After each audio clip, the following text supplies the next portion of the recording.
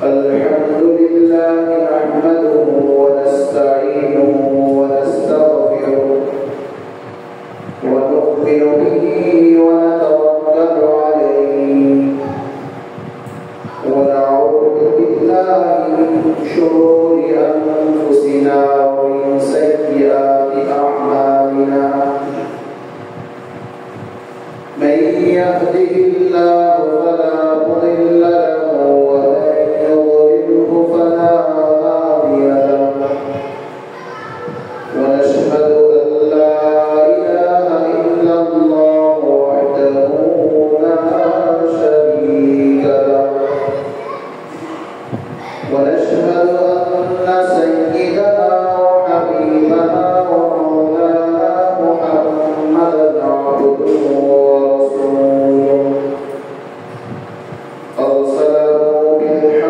بشيرا ونذيرا وداعيا إلى الله بإذنه وسراجا وقمرا منيرا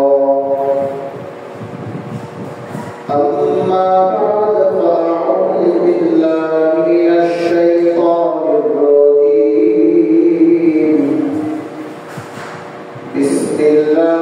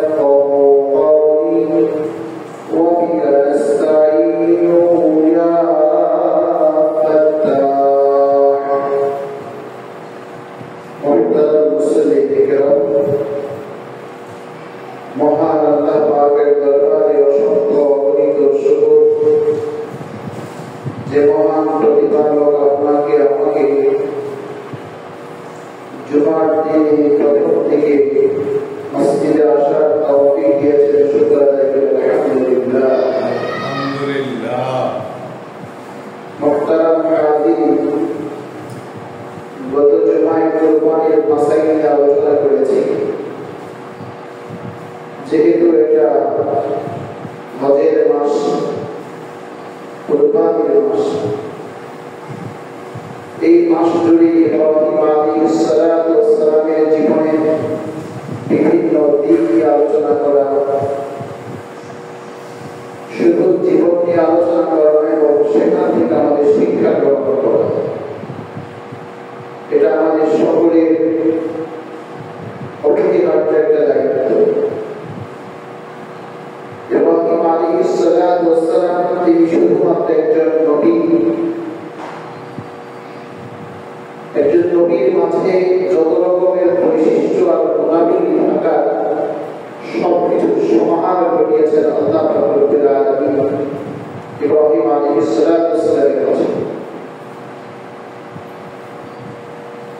সেই ইব্রাহিম আলাইহিস সালাতু ওয়াস সালাম যখন একেবারে মরুভূমি, যেখানে কিছুই নেই, সেই মরু প্রান্তে একটা ফ্যামিলি নিয়ে তিনি যখন সেখানে উপস্থিত হলেন, কোরআনের ভাষায় গায়রা যী যারইন ইনদা বাইতিকাল মুহাররাম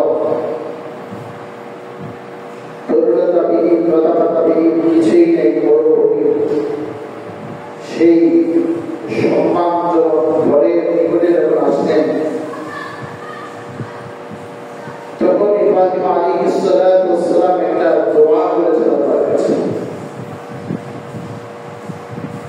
আল্লাহ তাআলার কাছে একটা প্রার্থনা ছিল। সেই প্রার্থনাটা আমাদের প্রত্যেকের জানা দরকার এবং আমাদের সবার জন্য এখান থেকে একটা শিক্ষা গ্রহণ করা উচিত। যদি আমি আপনি সেই শিক্ষাটাকে ধারণ করি, গ্রহণ করি, এবং আমরা যদি আমাদের জীবনে সেই শিক্ষাটাকে চর্চা করি, তাহলে আমাদের সমাজ, আমাদের রাষ্ট্র, আমাদের সব কিছু সুন্দর হয়ে যাবে। ইব্রাহিম আলাইহিস সালাতু ওয়াস সালাম যে কথা আল্লাহ পাকের কাছে চেয়েছেন, وَإِذْ قَالَ إِبْرَاهِيمُ رَبِّ اجْعَلْ هَذَا بَلَدًا آمِنًا। ইব্রাহিম আলাইহিস সালাতু ওয়াস সালাম চেয়েছেন আল্লাহর কাছে, আল্লাহ তাআলা বলেন স্মরণ করুন যখন ইব্রাহিম চেয়েছে, বলেছে رَبِّ اجْعَلْ هَذَا بَلَدًا آمِنًا। হে আমার রব, হে আমার প্রতিপালক, এই নগরটাকে আপনি নিরাপদ নগরীতে পরিণত করুন। رَبِّ اجْعَلْ هَذَا بَلَدًا آمِنًا। এই নগরটাকে আপনি নিরাপদ নগরে পরিণত করুন। নিরাপত্তা মানুষের জীবনের সবচাইতে মূল্যবান একটা জিনিস। মানুষের যতগুলি অধিকার আছে তার মধ্যে অন্যতম অপরিহার্য একটা প্রধানতম বিষয় সেটা হচ্ছে নিরাপত্তা। আর এটা একজন পিতা তার প্রজন্মের জন্য, প্রজন্মের নিরাপত্তার জন্য সর্বপ্রথম আল্লাহ তাআলার কাছে যা চেয়েছেন তা হচ্ছে রব্বি জাআল হাযা বালাদান আমিনা। আমার নগরটাকে নিরাপদ নগরে পরিণত করুন। কারণ এই আমার প্রজন্ম তো নগর জুড়েই চলাফেরা করবে। আমার প্রজন্ম এই নগরের শিক্ষাঙ্গন, এই নগরের হসপিটাল, এই নগরে যা কিছু আছে তা তো আমার প্রজন্ম, আমার সন্তানরাই ব্যবহার করে। তাই ইব্রাহিম আলাইহিস সালাতু ওয়াস সালাম আল্লাহ তাআলাকে বলেন রব্বি জাআল হাযা বালাদান আমিনা। হে আমার রব, এই নগরটাকে আপনি নিরাপদ করে রাখুন। মুহতারাম কাফির, আজকেও আমাদের সমাজ, আমাদের আঞ্চলিক নিরাপত্তা, রাষ্ট্রের নিরাপত্তা আমাদের প্রত্যেকের, প্রতিটা নাগরিকের জন্য এটা প্রথম একেবারে সর্বাগ্রে যে জিনিসটা আমাকে চাইতে হবে তা হচ্ছে আমার আঞ্চলিক নিরাপত্তা, আমার নগরের নিরাপত্তা, আমার রাষ্ট্রের নিরাপত্তা। যদি আমি আপনি নিরাপদে থাকতে চাই, তাহলে শুধু আমি ঘরের ভেতরের নিরাপত্তাই যদি কামনা করি তাহলে আমি নিরাপদ থাকতে পারবো না। কারণ আমাকে বাজারে যেতে হবে, আমাকে ব্যাংকে যেতে হবে, আমাকে মাঠে যেতে হবে, আমাকে খেতে যেতে হবে, জমি চাষাবাদের জন্য আমাকে ফসলের জমিতে যেতে হবে, কেনাবেচা করার জন্য আমাকে বাজারে যেতে হবে, অর্থনৈতিক লেনদেন করার জন্য আমার ব্যাংকে যেতে হবে। এই সব কিছু জায়গা, প্রত্যেকটা জায়গা যদি নিরাপদ না থাকে, শুধুমাত্র আমি আমার ঘরের ভেতরেই নিরাপত্তায় দিতে চাই, তাহলে আমি প্রকৃত নাগরিক হতে পারি না। শুধু আমি আমাকে নিয়ে ভাবতে হবে না, আমাকে ভাবতে হবে আমার পরিবার, আমার সমাজ, আমার অঞ্চল, আমার রাষ্ট্রকে ভাবতে হবে। এই জন্যই ইব্রাহিম আলাইহিস সালাতু ওয়াস সালাম একেবারে সুস্পষ্ট বলেছেন রব্বি জাআল হাযা বালাদান আমিনা। এই নগরের নিরাপত্তাকে তিনি তো পারতেন আমার এই প্রজন্মের জন্য নিরাপত্তা দিতে পারতেন। তিনি তো বলতে পারতেন আল্লাহ আমার এই প্রজন্মকে আপনি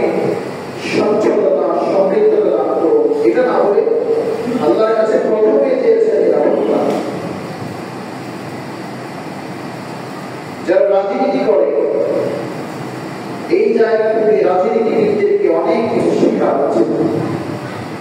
এই শিক্ষাটা যদি রাজনীতিবিদ গ্রহণ না করে তাহলে ব্যর্থ রাজনীতিবিদ সে কখনো সফল হতে পারে না। কারণ রাজনীতিবিদদের বেঁচে থাকাই হচ্ছে জনগণের ভালোবাসা, অর্থ কিংবা প্রতিপত্তি নিজের শক্তি জানান দিয়ে জনগণের মাঝে টিকে থাকা যায় না। সাময়িক সময় হয়তো টিকে থাকা যায়, কিন্তু জনতার মাঝে, জনতার হৃদয়ের স্থানে, জনতার হৃদয়ের মরুভূমিতে স্নান করে নিতে হলে অবশ্যই যে প্রথম যে জিনিসটা ভাবতে হবে সেটা হচ্ছে আঞ্চলিক ও রাষ্ট্রের নিরাপত্তা। সকল রাজনীতিবিদদের এই ব্যাপারটা মাথায় নিতে হবে। শুধু রাজনীতিবিদ তারাই যে এমনটা করে, প্রত্যেক আপন জায়গায় যে জায়গায় যে স্থানে আছে, আমি ইমাম, আমাকে আমার জায়গা থেকে ভাবতে হবে, আপনি মুসল্লি, আপনি আপনার জায়গা থেকে ভাবতে হবে। প্রত্যেকটা নাগরিকের, আমরা আরবিতে বলি আলা ইনফিরাদ, ব্যক্তিগতভাবে প্রতিটা নাগরিকের জন্য ফরজে আইন, বাধ্যতামূলক। আপনি নামাজ পড়া যেমন ফরজ মনে করেন, আপনি রোজা রাখাটাকে যেমন ফরজ মনে করেন, আপনি যাকাত দেওয়াটাকে যেমন ফরজ মনে করেন, আপনার বাধ্যতামূলক আপনার নিরাপত্তার বিষয়টা আপনাকে সেভাবেই ভাবতে হবে যেভাবে নামাজের বিষয়টাকে আপনি ভাবেন। এই জন্যই তো কোরআনুল কারীমে স্পষ্ট আয়াত বিআল হাদা বালাদান আমিনা, সূরাতুল মাকারে স্পষ্ট নবী ইব্রাহিম আলাইহিস সালাতু ওয়াস সালামের এই কথাটাকে আল্লাহ তাআলা বলেছেন যে তুমি স্মরণ করো সে সময়ের কথা যখন ইব্রাহিম বলেছে, হে আমার রব, আপনি আমার নগরের নিরাপত্তা দেন।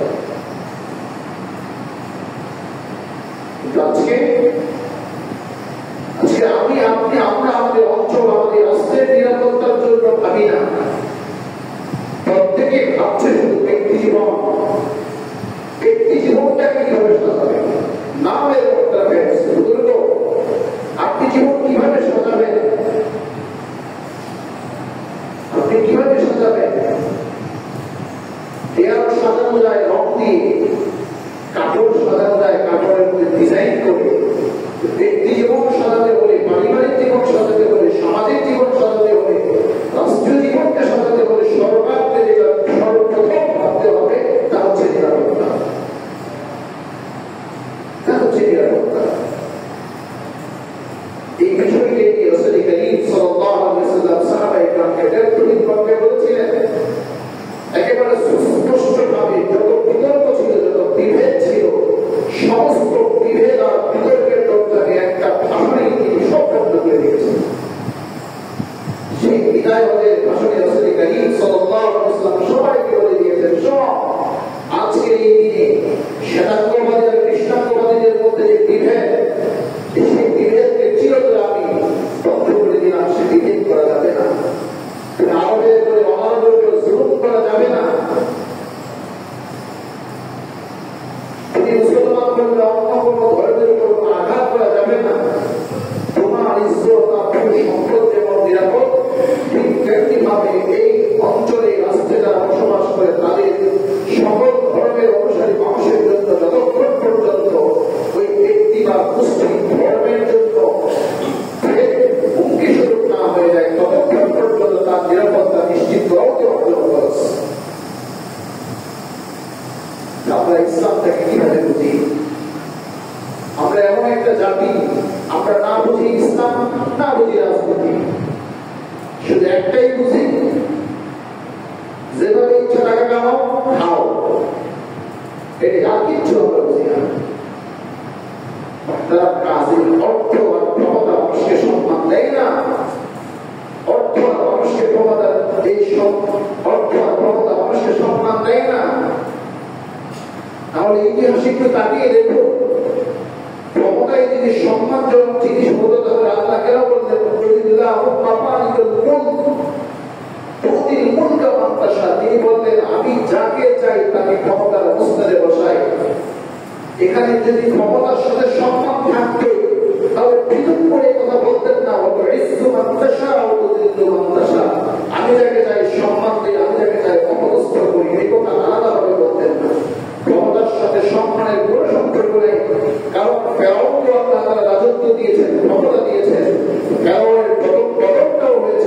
দৃষ্টান্তমূলক। আল্লাহ বলেছেন নাকালাম মিনাল্লাহ, যুগ যুগ ধরে শতাব্দীর পর শতাব্দী ধরে কিয়ামত পর্যন্ত সবার কাছে ফেরাউনের সাম্রাজ্য, ফেরাউনের ক্ষমতা এবং তার পতন সবকিছু দৃষ্টান্ত হয়ে গেছে। কতটা নির্বোধ, কতটা নির্লজ্জ জাতি আমরা! ইতিহাসের বাঁকে বাঁকে পড়তে পড়তে ঘটে যাওয়া কত ঘটনা কোনো কিছু শিক্ষা দিচ্ছে না। জালেম যখন জুলুম করতে থাকে আর জালেমের এই জুলুমে অত্যাচারে নিপীড়িত হয়ে মাজলুম, সে মাজলুম যেই হোক, সে মাজলুমের প্রতি অন্যান্য মানুষের একটা স্বীকৃতি, দয়া, অনুগ্রহ, অনুকম্পা, সহমর্মিতা থাকে। কিন্তু সে মাজলুম যদি জালেমের রূপ ধারণ করে তখন সেই দৃষ্টান্ত পুনরাবৃত্তি ঘটবে। এটাই স্বাভাবিক, এটাই স্বাভাবিক। আল্লাহ আলাদা কথা বললেন, আমার দেওয়া, এটা আমার জিনিস, সম্পূর্ণ আমার হাতে, এটাই যে গর্বের কিছুই নেই, তিনি গর্বের কিছুই নেই।